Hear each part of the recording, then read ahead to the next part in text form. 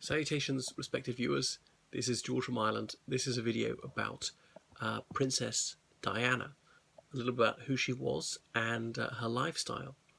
So she's best known for having been married to Prince Charles, Prince of Wales, being the mother of Prince William and Prince Harry. So she's the mother of future King of the United Kingdom. And in the 80s and early 90s, she was one of the most famous women in the world, possibly the most famous. At her zenith, she may well have eclipsed Her Majesty the Queen in terms of media coverage. After she died, there was a magazine front cover about Princess Diana, and it was made up of hundreds and hundreds of little images of magazine covers which had her face as the main image. And so that's how renowned she was. It's quite extraordinary. What really catapulted her into immortality was dying young. She was killed in a car crash at the age of 36. That was 1997. So she was born in July 1961 in the United Kingdom at Althorpe. That's the family's stately home. I believe it's in Northamptonshire. They had another place in Norfolk, if I'm not mistaken. So she's born into an aristocratic family. Her father was Earl Spencer. Earl, not being a boy's name, is a noble title. An ordinary man, my title's Mr. His title's Earl, but quite acceptable to also call him Lord Spencer. So they were unusual, that family, insofar as their surname, Spencer, was also the title of the head of the family. She was descended from Charles II in the 17th century. Charles II had many mistresses. He did not abandon those who were born outside of wedlock, but he gave them his daughters. He made sure aristocrats married them. His sons, he gave them noble titles. Princess Diana, she was distantly related to Winston Churchill, because remember his surname was actually Spencer Churchill, but he dropped the Spencer bit. Anyway, so Lady Diana, she grew up in luxury, in that sense that materially they had nothing that they lacked for, but there was a distinct absence of emotional warmth. She had two older sisters, and later on a brother was born, but because they already had two girls, she said, oh, they didn't want another one to add to their collection. I was supposed to be a boy, so she felt very sorry for herself. She was not academically gifted, and as a child she was thought to be ordinary looking, not drop-dead gorgeous as people later seem to think she was. Anyhow, she went, her parents divorced when she was little, and her mother remarried, as did her father, married an aristocratic woman called Rain. Her stepchildren, including Diana, detested this woman, called her Acid Rain. That's Rain with an E on the end. That's how you spell the woman's name. Princess Diana, she went to various independent schools, including West Heath, which is in Kent, if memory serves. But she was not a scholar by any means, so no good at school, rather timid, retiring, not especially gifted at sports, just very so-so. But anyway, so in those days people used to do O-levels about the age of 16, standing for ordinary levels. Those are your exams in various subjects like English, mathematics, French, whatever. And they were very demanding. Standards were much more rigorous than GCSEs are today, even though you did them at 16. Probably more difficult than A-levels, actually. So failing a lot of them was not unusual. She only passed one subject, home economics, which we now call cooking. So she wasn't going to go down the academic route. She went to a finishing school in Switzerland. I'm not sure it's still open. So these things, I don't know if any of them exist actually. Girls from upper class families, when they were about 16, would go to a finishing school for, let's say, up to a year. And what would they do there? Not much. It's academic. Deportment, learning how to walk properly, dress properly. I'm not sure. Turning them to a young lady, then to be a debutante around the age of 18, having a coming out party, coming out into society, being accepted as an adult member of society. And there was a whole debutante season that was going till, I think, even 10 years ago. Boys of a similar class, probably a bit older than would socialise with various events. But she didn't actually come out as a debutante as such. Anyway, so when she was 17, her parents bought her a flat in Kensington, which is one of the more desirable areas of London. It wasn't as she back then. I mean, London in general wasn't. The population of London had been falling since the Second World War down to the 90s, and there were quite a lot of derelict houses. It wasn't ruinously expensive then. Now it is ruinously expensive. Anyway, and it's Coleherne Court she lived at. You can see one of my previous videos when I filmed the building that she lived in. and she started working at a nursery. So the royal family, one of their country estates, Sandringham, was right beside one of their houses, one of the Spencers' houses. And Sandringham had no swimming pool, so occasionally the royal family would come around and use the Spencer swimming pool. So her family were multimillionaires in today's terms. So the royal family, they couldn't meet on equal terms with anyone really, but the higher nobility, they were close. The royal family could be fairly comfortable with them. And princes and princesses were not going to nightclubs so much back then. Prince Charles, he did his carousing at country house parties. He was a bit old-fashioned, I suppose, but we're talking over 40 years ago. It was a different era, and the class gap was maybe wider back then. And Prince Charles was probably a bit of a young fogey, a man who's, when he's 20, behaves like he's 40, sort of thing. His sartorial style, everything else. Anyhow, so Lady Diana Spencer, because she was born Lady, not Miss, because her father's an Earl, she was very close in age to Prince Andrew. Well, she's 1 year younger than him, or 3 years older than 3 years younger than 3 years older than Prince Edward. So thought it might be more suitable to marry one of those. And indeed, her elder sister Sarah, some people thought, well, maybe she would make a suitable bride for Prince Charles. Because she was about 8 years younger than him. But that wasn't to be. So Prince Charles in the 70s was the most eligible bachelor around.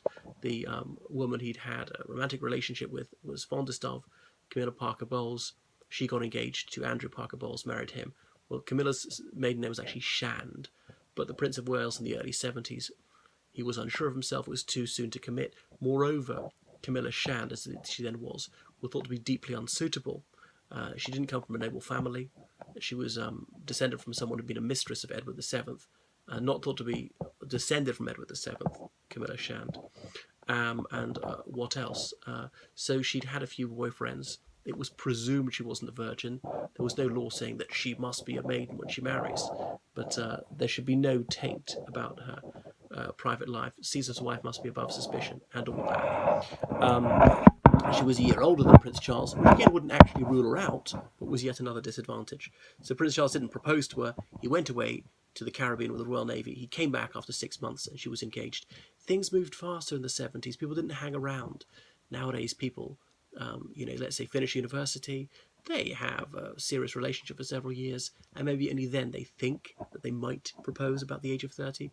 But this is the 70s. People reached adulthood, and if they're in a fairly serious relationship, they got married, because living together when they weren't married was not widely socially accepted. A child being born outside of wedlock was still regarded as embarrassing by many people. So there've been major shifts in attitude in 45 years or so. Anyhow, so then Prince Charles had met Princess Diana when she was 16. He was later interviewed about it. Said, I thought, what an attractive 16-year-old. These days people say, oh my goodness, that's sick. But anyway, this is the 80s when he was asked that, and deemed to be quite acceptable. So then, in the summer of 1980, he formed a romantic relationship with her.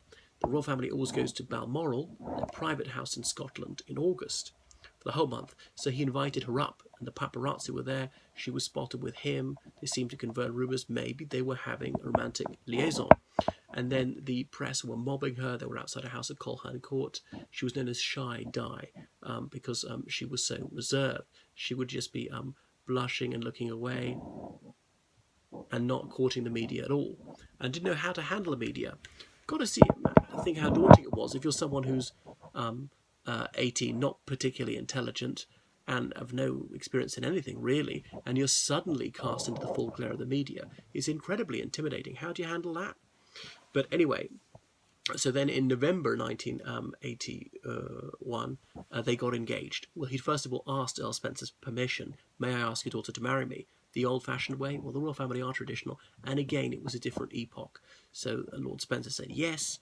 I think Prince Charles actually asked Diana and then flew away to Australia for a fortnight to give it ample time to think about it. And they didn't speak at all during that time, as Prince Charles later revealed saying, oh, well, it was just difficult to get to speak. Or was it the other way around? Sorry, she went to Australia for 2 weeks, and he was calling. And he was saying, this is the Prince of Wales. And the Australian officials were saying, well, how do we know it's the Prince of Wales? Not quite sure where she was staying, Princess Diana. Why they would have been so cheery about putting them in touch. But anyway, so they got engaged. It was announced to the world in November 1980. They got married the following July. Not talk about her marriage too much, but she's known as a fashion icon, and she was a well-dressed woman when she was around 18, and she wasn't short of money, but she wasn't. These weren't daring outfits at that stage. They weren't that luxurious, so her style was, I suppose, understated. Light touch on the cosmetics. Known for hats, though she was an average figure as a teenager, she became slender in her early 20s, despite having 2 babies, one at the age of 21, the next one at the age of 23.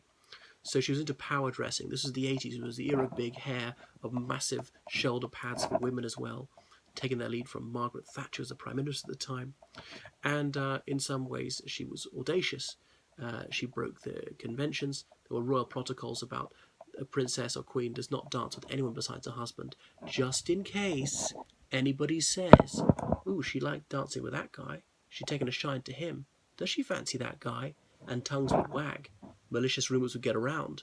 If she was seen to be a little bit too enthusiastic about a dance, if it seemed amorous, people say, she's having an affair with him, or her baby is sired by her lover and not by her husband, and blah, blah, blah.